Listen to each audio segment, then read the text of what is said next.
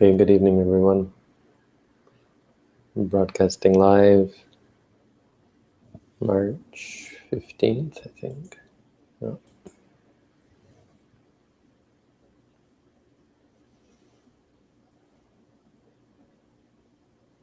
Today's quote is on taking refuge in the Buddha, the Dhamma, and the Sangha.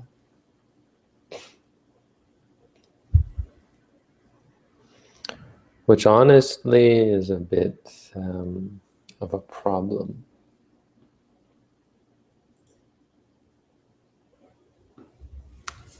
The problem is it leads to the idea that the Buddha, the Dhamma, and the Sangha are something that can protect you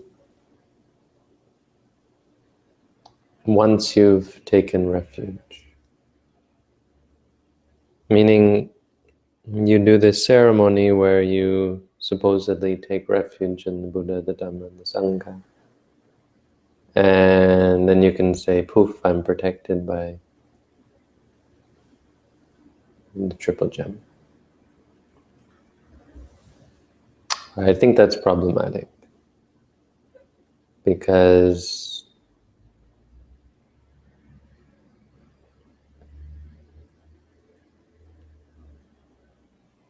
the danger is that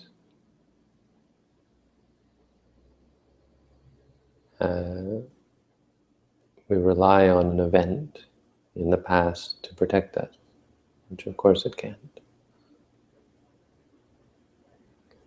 They're not like some security service that you can call and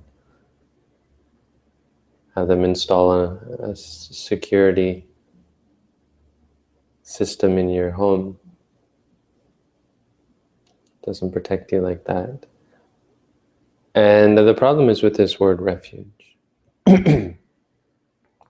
Because it can mean that, and it does mean that, but we have to understand it deeper, and especially in light of this sutta. I'm actually somewhat, well, it's definitely a poor translation in this case.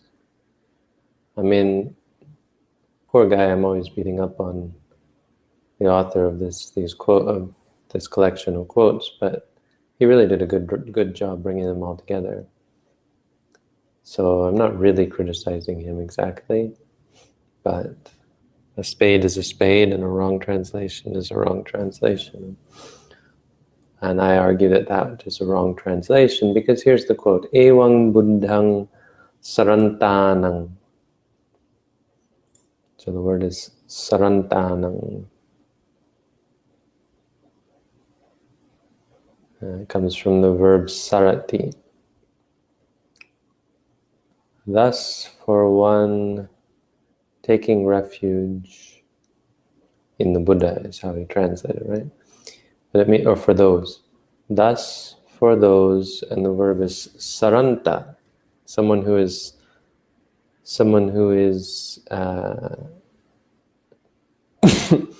who does a sarati. Sarati means to remember. It's the wrong version of the word.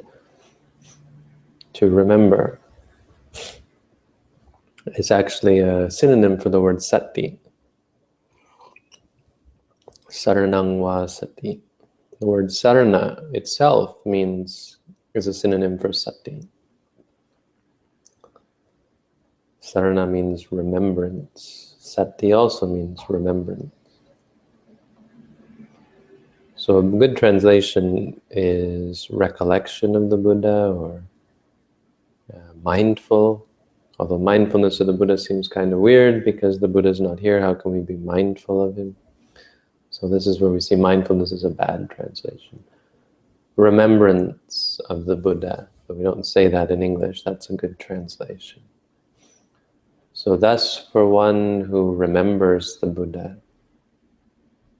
who thinks about, who keeps in mind, in this instance probably recollects is good.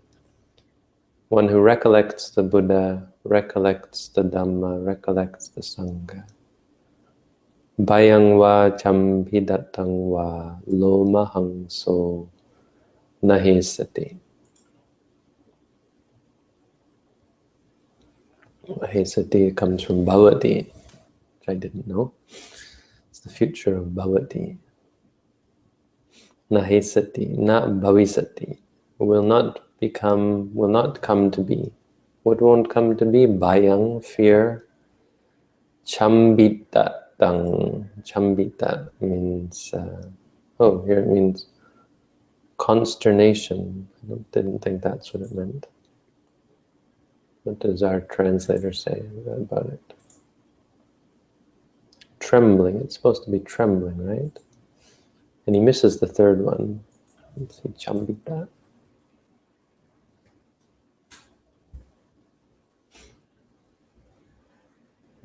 Stupefaction, freezing with fear, I think is the point. Shock, maybe is a good word. And the third one is an interesting combo, loma hangsa.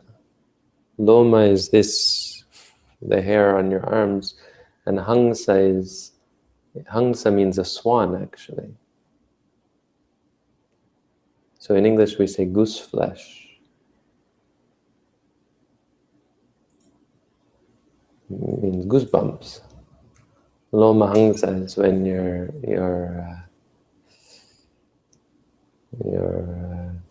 hair stands on end. It's just to do with fear.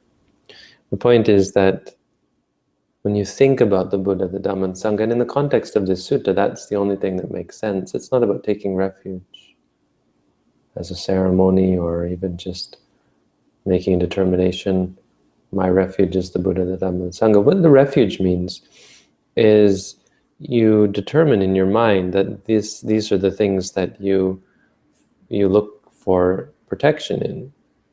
You don't look elsewhere. So it's why we say that constitutes being a Buddhist. But it's not a ceremony that you take and then somehow you're protected. You'll do the ceremony to determine in your mind and to make clear in your mind, I'm a Buddhist, basically. What does it mean to be a Buddhist? It means I take refuge in the Buddha. The Buddha is my leader. When you ask who is the leader, who is your leader? The Buddha. That means to take refuge. I don't seek refuge in Jesus. I don't seek refuge in Muhammad. I don't seek refuge in the president or the prime minister. I seek refuge in the Buddha. So it's a determination in your mind where you go to seek advice. And seeking refuge in the Dhamma, which teachings do I follow? I don't follow the Bible or the Quran or the Torah. I follow the Dhamma of the Buddha. And which teachers do I follow? The Sangha. Those people who have followed the Buddha's teaching and have practiced it rightly and realized the truth for themselves. That's what that means, but that's not what's being talked about in the sutta. The sutta is talking about, it's a story. The Buddha tells a story about how in heaven the angels and the asuras, the devas and the asuras were fighting. And so the asuras were kind of like these titans, I guess, in the Greek mythology. They're fallen angels. They live in they were kicked out of heaven. Asura means they got them drunk. There's one etymology that means sura. They gave them sura. They gave them sura, which is liquor. The devas didn't want to have these guys in heaven with them, so they got them drunk and then kicked them out. And so they weren't allowed in heaven anymore. Which of course got the asuras upset. And so they went to war with the devas. And so the king of the devas, Saka or Indra, says to them, he says to the devas, if you ever get scared in battle, look at my dajaga. Daja means the flagpole, and Agga is the pinnacle, the top. Look at the top of you'll see me in battle with my banner. Look at that. Because if you think of me, you will have no fear. And he said, if you don't think of me, then think of Prajapati. Prajapati was another famous Indian mythological angel or god. And the third one is Varuna. If you don't think of Prajapati, think of Varuna. Varuna is another one in the this is all from the Vedas, early Indian religious texts. And the Buddha says, we actually chant this sutta, it's a common one to be chanted. Devara on the third one, what do we have? Varuna, and then we also have Isa. There's 4 of them, I guess. Isana sawa devarajasa tajagang ulokeyatang yang bhavisati bhayang va chambidatang va lomahang so pahyetapi no pipahyeta. Means that fear that they had might disappear, but it might not. Tangkisa hetu, what is the cause for this? Sako hi bhikkhave devanamindo. Saka, the king of the angels, the chief of the angels, avita rago, avita doso, avita moho. He has not gotten rid of raga, passion. He's not gotten rid of anger. He's not gotten rid of delusion. And that's important. He's not, it means he's not inspiring. He's not special. This is important because there is a power that comes from thinking about the Buddha that's beyond what most people would think. You know, a rational, scientific, modern thinking individual would think, well, yeah, there's some psychological benefit, but it goes beyond that. They don't realize the intense psychological benefit that comes from thinking of someone who is perfectly pure, who is free, which we'll get to. But he says about Saka, Biru chambi uttarasi palayiti. Biru, he is fearful. Chambi, he gets scared, paralyzed with fear. This is again chambi. Uttarasi, he gets terrified. Palayiti, he runs away. It's someone who will run away. Something like that. He's not free from fear. And he says, but I tell you, Sachetumha kang bhikkhave, if for any of you monks, aranya gatanang va rukamula gatanang va sunyagara gatanang va,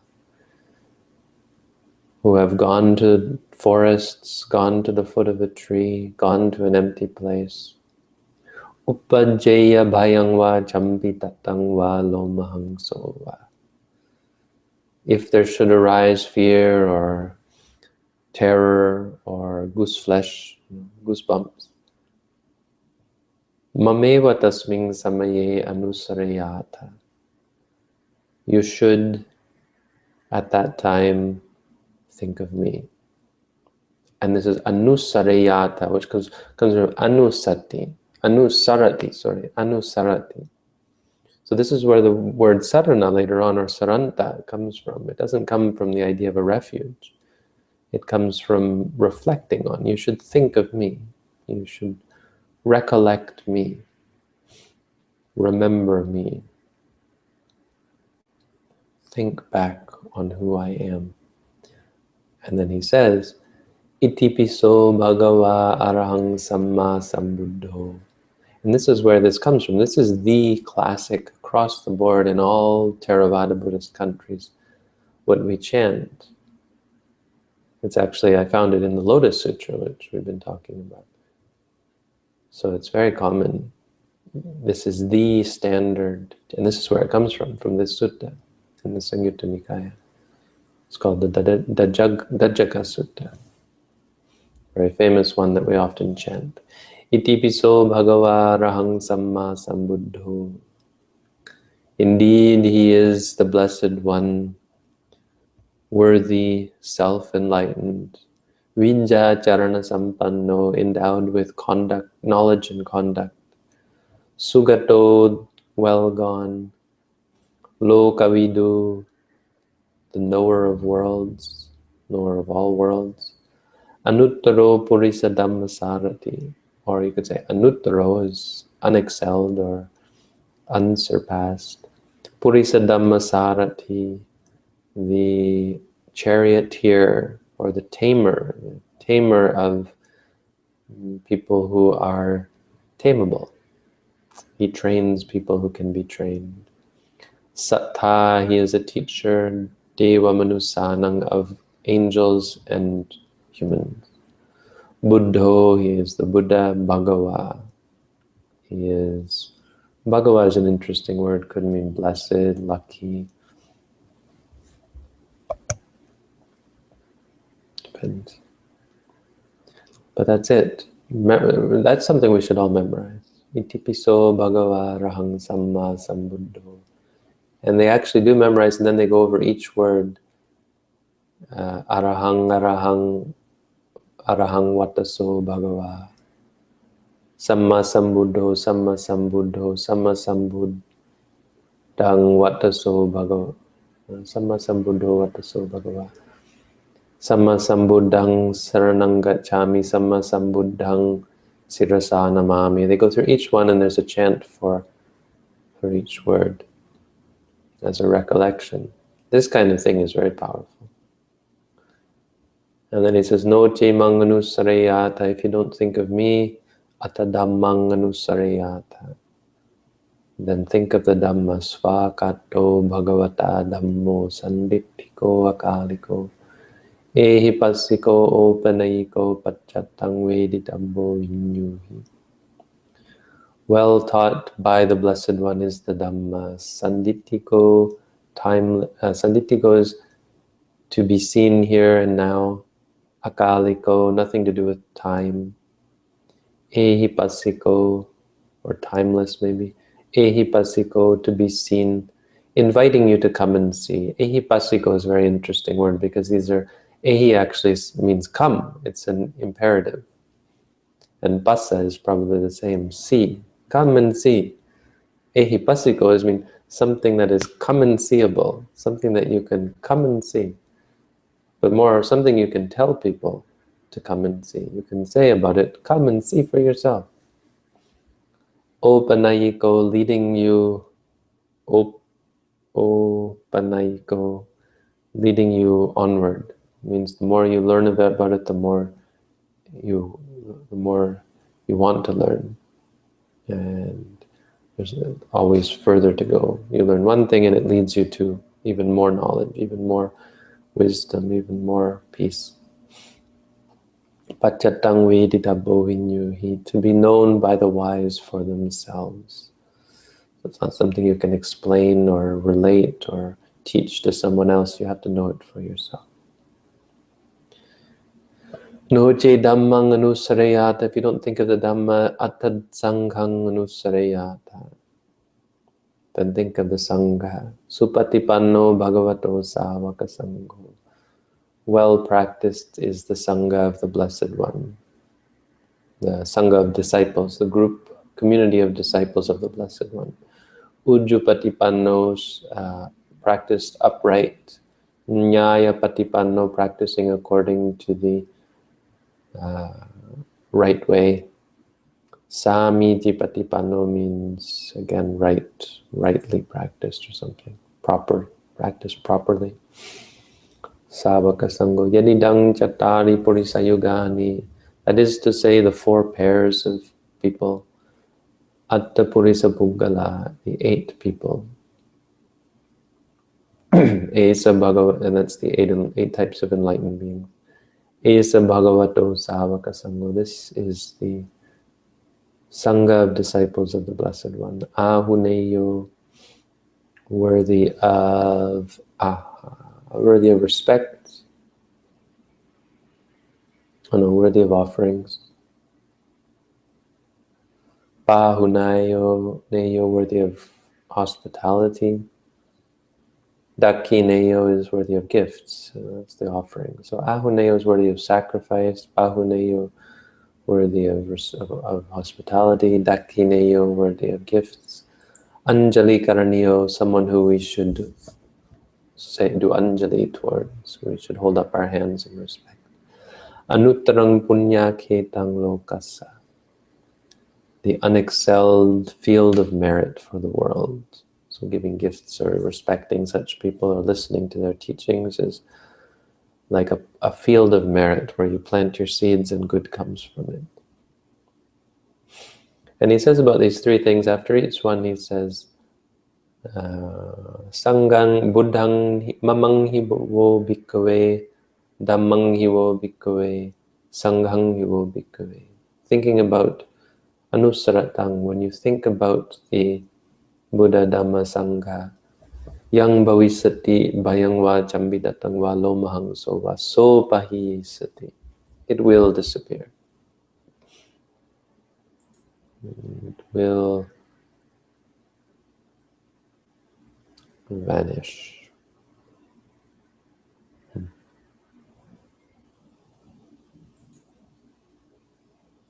Pass away. What is the cause? Dankisa hetu tathagato hi bhikkhave arahang samma sambuddho. The Tathagata bhikkhus is, the Tathagata is a word for the Buddha. Arahang samma sambuddho is a worthy, fully enlightened being.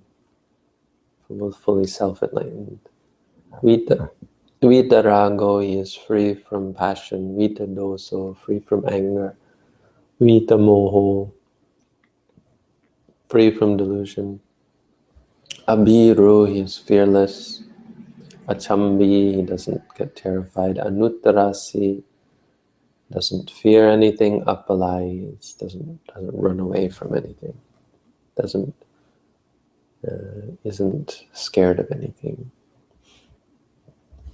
And then he says this verse, Aranyai mukkamuleva sunyagareva bhikkhavo anusareta sambuddhang bhayang tumha kanosya noche buddhang sareyatha lokacetang narasabhang atadhammang sareyatha niyanikang sudesitam noche dhammang sareyatha niyanikang sudesitam Atasanghang sareyatha punya ketang anuttaram.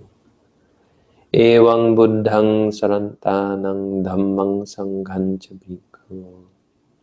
Bhayang va chambidattang va lomahang so nahi sati. At the end of the suttas, there's often this verse that sort of sums everything up. It's kind of a mnemonic device, a way of remembering what the sutta was about, maybe. It's also quite poetic. Is the live stream not working? Oh dear. I should be watching this better. Yep. Okay.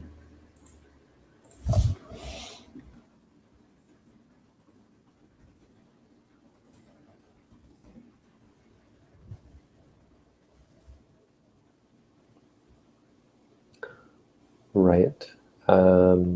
Yeah, I'm just messing with my sources and didn't set the settings right. That shouldn't happen again now. I've just automatized everything, and for some reason that resets some stuff. Anyway, so just to say a little bit about this, I mean, this is actually, it's not deep Buddhism, but when you are afraid, when you are at a loss, taking refuge in something is a great thing. And so this is why people take refuge in Jesus or take refuge in Allah or God, you know. They pray to these beings for freedom from fear. And from Buddha's point of view, we would argue that that's problematic because those beings are not enlightened. Even the gods are not enlightened. They do not have the wisdom and understanding of suffering and the cause of suffering. They are not worthy of such worship. But so the problem isn't in the act of worshiping. It's in the object. If you reflect, if you want to say worship, but really just reflect and respect in your mind, keep in mind the Buddha, the Dhamma, and the Sangha, one or the other. Your mind will be strong. You will feel the strength of it. And this is why this is such popular meditation techniques, because just meditating on the Buddha, the Dhamma, and the Sangha is such a powerful thing. It gives you a strength of mind.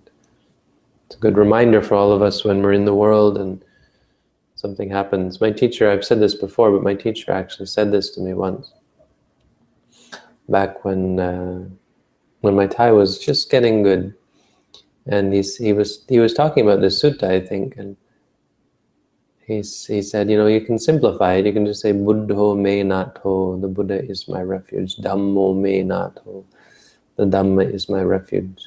Sangho me nato, the Sangha is my refuge. If you just repeat that to yourself, it makes you think of the Buddha, the Dhamma, and the Sangha, and gives you strength. And I was smiling when he said this, because he was saying it so nice, so I don't know, he was really, it was beautiful what he was saying, I thought. And so I smiled, and he turns to me and he says, "You understand?" I said, "Yes, sir." And he said, "Then tell all the foreigners." Many, many, many years ago. I just have that recorded, actually, that conversation. I think I was recording that talk, and I have, เข้าใจไหม ท่านเข้าใจใช่ไหม เข้าใจเขาไปบอกฝรั่งด้วย Tell all the foreigners. So I continue to do that.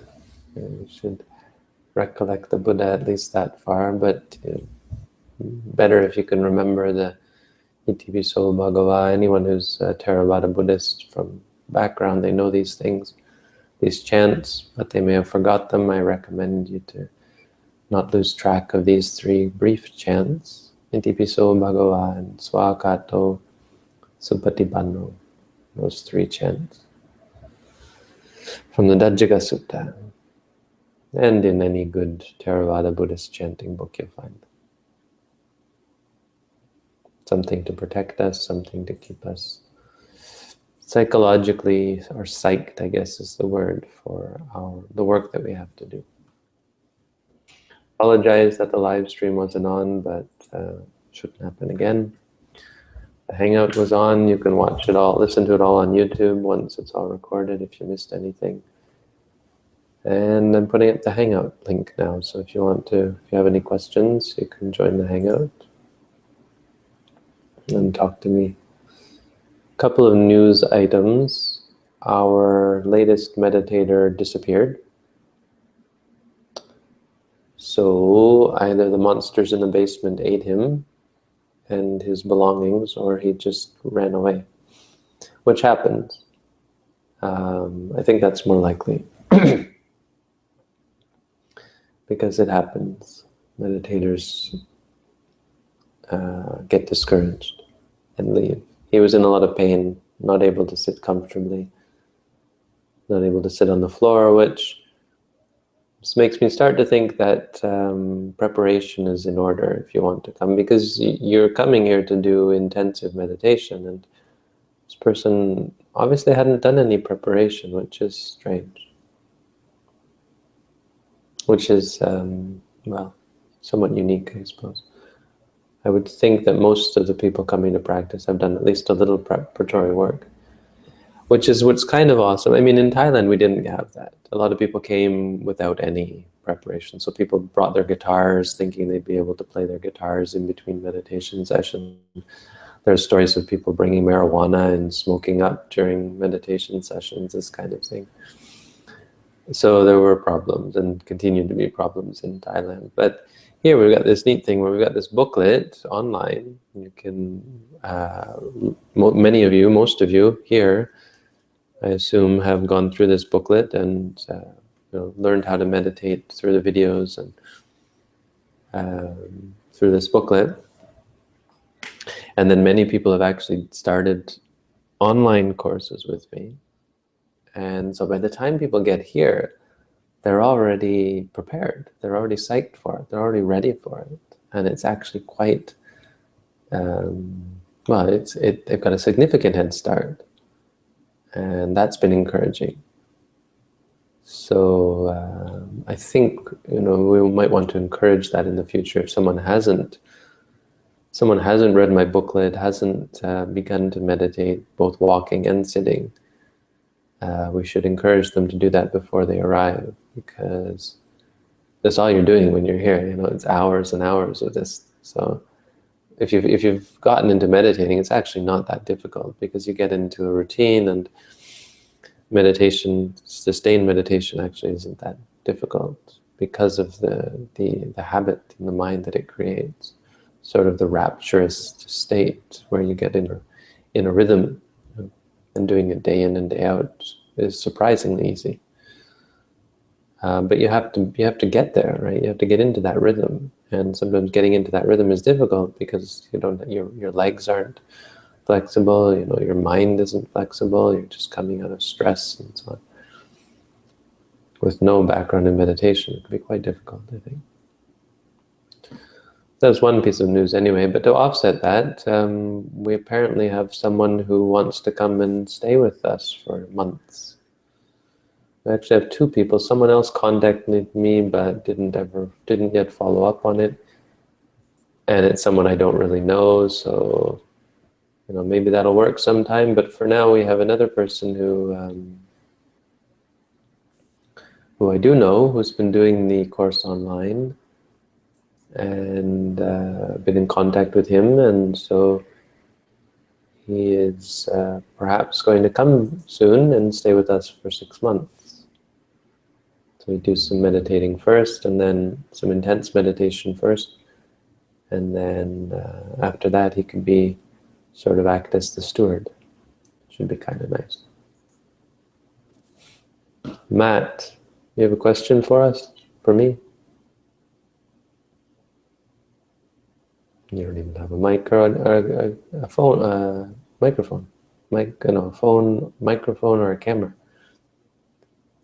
No sound, no sight. See, part of joining the Hangout means you need a webcam, and microphone. Oh, I hear you now. You hear me? Yes. Okay.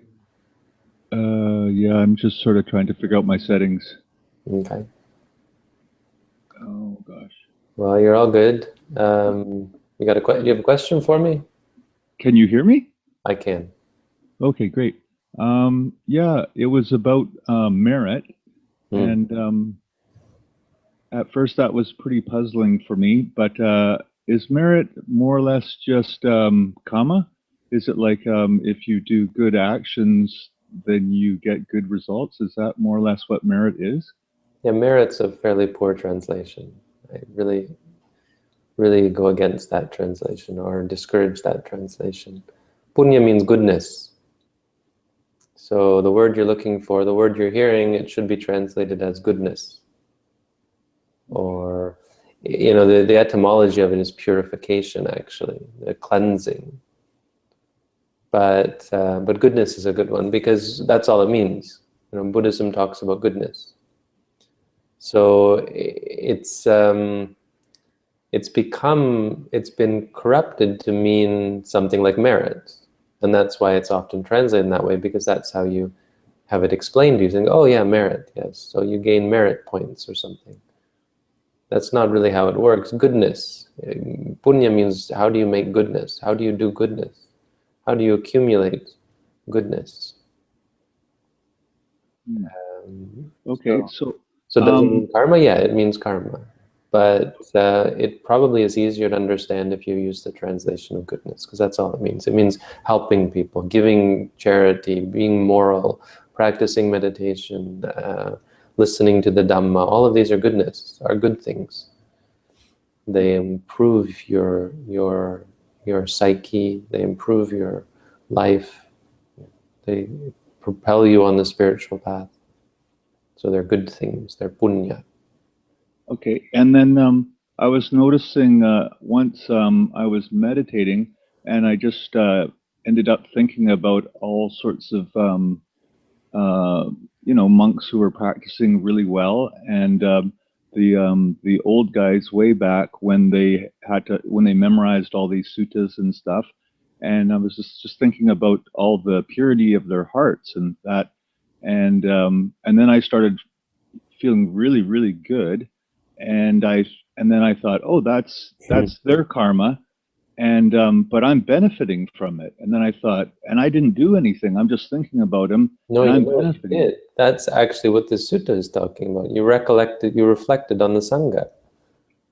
And that's what I was just talking about. When you think about the Sangha, it makes you feel happy. That Yeah. was a meditation. That was punya. Okay. Is that sort of like transferring merit then? And then those guys, I'm benefiting from No, their merit. you are making good karma. Yeah. Karma is all in the mind, right? So what is your state of mind? When your state of mind is an appreciation of good things, it's good karma. Yes. It takes wisdom, there's a lot that's required to get to that state of mind. You have to realize, hey, yeah, this is really good. Some people look at people who are, clever business people, and they think, hey, yeah, that's good, right? So that what leads to that mind state is delusion, because they think, well, someone who's a good business person, that's who's worthy of respect, and they think about those people. That's a bad thing. That's bad karma, probably. Um, but when you think about people who are chanting and I mean, I suppose chanting isn't but in that sense, when you think of how pure their minds must be when they chant all these texts again and again, it does purify your mind. Oh. It purifies your mind in a superficial way. So your mind is pure. Your mind states are pure, but there's still the potential underneath for bad things to come up because it doesn't get rid of delusion. It just calms you, makes you peaceful. So your mind is pure at that time, but when you stop, your mind can become impure. Yeah. But still thinking about those people. Uh, and yeah, there is something to it because I had to memorize the Patimokkha, which is the Buddhist monastic rules. And the difficulty in it is incredible. If your mind is not if you're not calm, I've seen many people try to memorize it, and you get bored.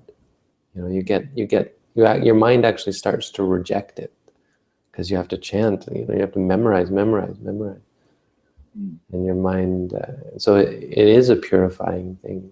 You have to deal with these emotions of aversion to memorizing.